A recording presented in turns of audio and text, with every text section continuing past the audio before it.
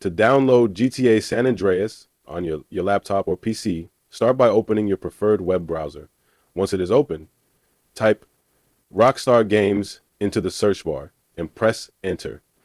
Click on the official Rockstar Games website from the search result. Once on their site, locate the search icon, typically at the top right corner of the page. Click on this icon, and in the search bar that appears, type GTA San Andreas. You will see the game listed on the results page. From here, follow the prompts to download the game, which usually involve confirming your purchase and proceeding to payment. Alternatively, you can use Steam as a platform to download the game. Open Steam on your computer or navigate to their website. In the search bar, type GTA San Andreas, and from the search results, select the game.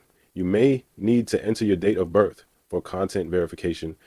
Once you are on the games page, click Add to Cart, proceed to checkout, and complete the payment process. After the transaction is confirmed, the game will be added to your Steam library where you can download and play